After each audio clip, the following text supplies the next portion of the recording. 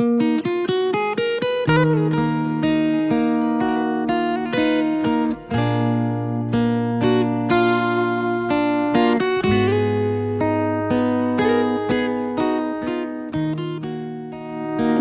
segala nikmat yang diberikan oleh Allah Subhanahu wa taala, kita bersyukur agar supaya ia menjadi kunci ditambahnya nikmat kalau bersyukur.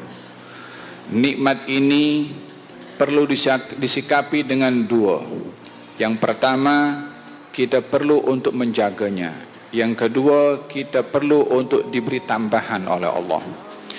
Untuk nikmat itu dapat dijaga dan dipelihara, setiap kali mendapatkan nikmat, selain daripada kita mengucapkan syukur, kita mengatakan Masya Allah la quwata illa billah. Tidak ada nikmat yang diberikan oleh Allah kepada seseorang, lalu yang diberi mengatakan Masya Allah la quwata illa billah, melainkan nikmat itu akan dijaga oleh Allah daripada kerosakan, daripada kemusnahan. Dan yang kedua, nikmat yang diberi oleh Allah, kita mengharapkan agar supaya ditambahkan oleh Allah, seperti mana dijanjikan, wa id ta'adzana rabbukum la in syakartum la azidannakum. Ya, Tuhanmu memberikan pengisytiharan, memaklumkan kalau kamu bersyukur maka akan ditambah nikmat oleh Allah Subhanahu wa taala. Maka kita mengharapkan agar supaya nikmat yang Allah berikan kepada kita, nikmat yang zahir, nikmat yang batin, dipelihara oleh Allah daripada kemusnahan dan ditambahkan oleh Allah dengan yang lebih baik, dengan dua perkara yang saya sebutkan. Amin, amin, amin.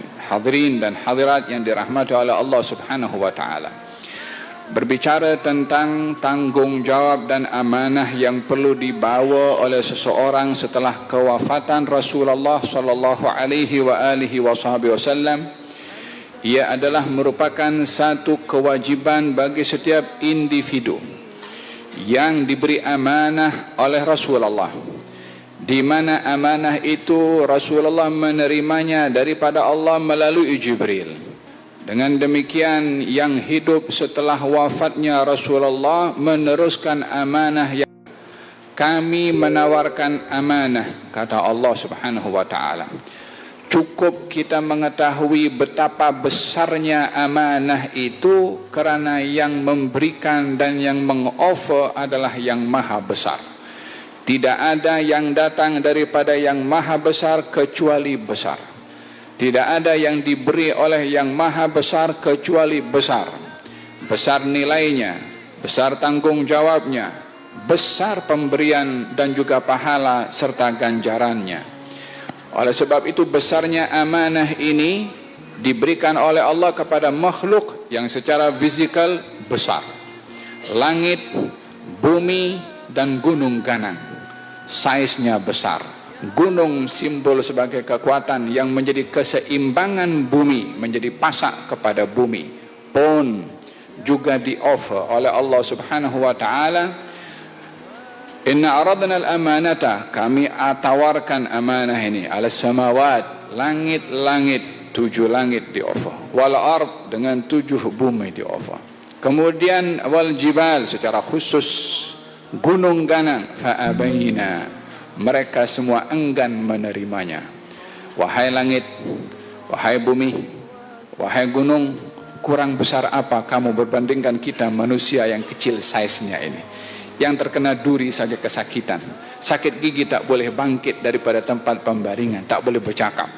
Gunung hebat, langit hebat, bumi pun hebat, namun kehebatan ketiga-tiga makhluk ini fa'abaina, menolak. Apa sebabnya? Wa ashfaqna minha, risau, tak boleh bawa itu amanah. Hai langit, bukankah kamu besar? Bukankah bumi ini besar? Bukankah gunung kuat? Amanah yang diberikan berat, amanah yang diberikan lebih besar daripada kemampuan yang ada pada langit. Amanah yang diberikan lebih besar daripada kemampuan bumi dan gunung ganang untuk memikulnya. Fa'abaina ayyahmilnaha wa ashfaqna minha wa hamalaha al-insan. Dibawa amanah itu oleh insan yang hanya gabungan daripada kulit, daging, darah, Tetapi yang memiliki kekuatan pada insan bukan kulitnya, bukan ototnya. Berapa kekuatan manusia untuk angkat besi, dibandingkan dengan gunung yang boleh mengangkat segitu banyak pokok di atas tubuhnya. Dibandingkan dengan kekuatan manusia, tak ada apa-apanya kekuatan manusia. Tetapi manusia tidak beri kekuatan secara fisikal untuk membawa amanah itu.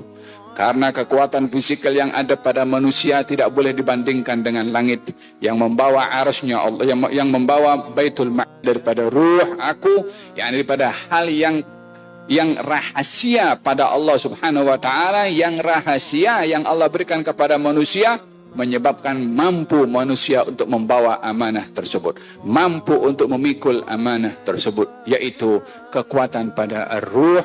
Fa anta birruhi la bil jasadi insanu. Kamu itu dengan ruh, wahai manusia, menjadi insan yang sempurna. Adapun jasad, daripada tanah kita dicipta, kepada tanah kita akan kembali dan hancur, dan akan dibangkitkan pula daripada tanah. Tapi ar-ruh tidak pernah hancur, ar-ruh tidak pernah cair, ar-ruh kekal seperti diciptakan oleh Allah Subhanahu wa taala, dan akan dibangkitkan nanti oleh Allah Subhanahu wa taala dengan ruhnya.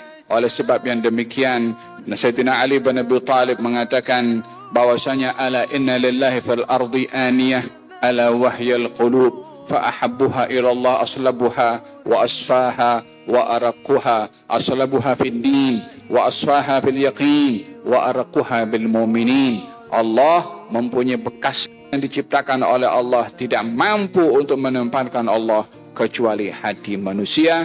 Dan hati ini ada 3 sifat yang mampu membawa dan memikul. Yang pertama adalah pegangan kepada agamanya kuat, yang kedua keyakinannya bersih, dan yang ketiga mempunyai belas kasihan kepada orang-orang yang beriman.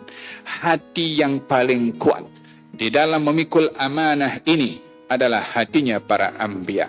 Tahukah apa yang berlaku kepada Rasulullah ketika pada awal pertumbuhan beliau, ketika sebelum dilantik menjadi nabi? Apa yang dilakukan oleh Jibril alaihissalam ketika Nabi bezanya kerja Jibril dengan dokter ketika operate fisik kepada jantung? Bukan itu yang dilakukan oleh Jibril, tetapi ianya adalah asir yang diberikan oleh Allah melalui praktikal yang dilakukan oleh Jibril ketika membelah dada Nabi untuk memikul tanggung jawab yang berat diberikan oleh Allah, amanah yang berat diberikan oleh Allah. Inna sanulqi alaika qawlan thaqila. Kami akan berikan kepada engkau wahai Rasulullah Muhammad perkataan yang berat. Apa maksudnya perkataan yang berat? Bukan hanya sebutannya. Kalau Quran kita sebut semua, kita boleh menyebutnya. Maknanya, kandungannya, pelaksanaannya, tanggung jawabnya, itu yang berat. Oleh sebab itu dipersiapkan oleh Allah Nabi untuk memikul amanah yang berat ini dengan persiapan-persiapan seperti persiapan daripada fisik, dibelah dadanya, persiapan daripada dijaganya oleh Allah Subhanahu wa taala, sampailah persiapan dengan berkhalwahnya di Gua Hira, sampailah menerima wahyu Iqra bismi rabbikal ladzi khalaq, sampai ayat 5 ayat pada surat tersebut sebagai langkah pertama pengisytiharan kenabian Nabi Muhammad sallallahu alaihi wasallam. Hati azmi daripada 5 orang ini, hati yang lagi lebih bersih, yang lagi lebih kuat, yang lagi memiliki lebih rahmat adalah hati Nabi kita Nabi Muhammad sallallahu alaihi wa ala alihi wa sahbihi wasallam. Oleh kerana bersihnya hati beliau yang luar biasa, kuatnya kepada agama dan rahmatnya kepada kaum mukminin, maka ia adalah rahmatnya kepada umat manusia, ia menjadi pilihan kepada Allah Subhanahu wa taala untuk memikul amanah tersebut. Amanah ini dilakukan oleh Nabi selama 23 tahun, bermula daripada Iqra di Gua Hira sampailah akhir hayat Nabi di rumah Nabi bersama dengan Siti Aisyah, menghembuskan nafas terakhirnya setelah menyampaikan amanah tersebut kepada umatnya. Amanah tidak terhenti pada tangan Rasulullah, Amanah tidak terhenti dengan kewafatannya Rasulullah, tetapi ia adalah merupakan satu perpindahan tanggung jawab daripada seorang kepada yang lainnya. Seperti mana perpindahan daripada Nabi kepada Nabi, Nabi kepada Nabi sampai kepada Rasulullah. Oleh kerana tiada lagi Nabi setelah Rasulullah, amanah berpindah kepada umat Nabi Muhammad sallallahu alaihi wa ala alihi wasallam, yang ianya adalah menjadi satu kewajiban kepada mereka, khususnya kepada para asatidzah, para ulama.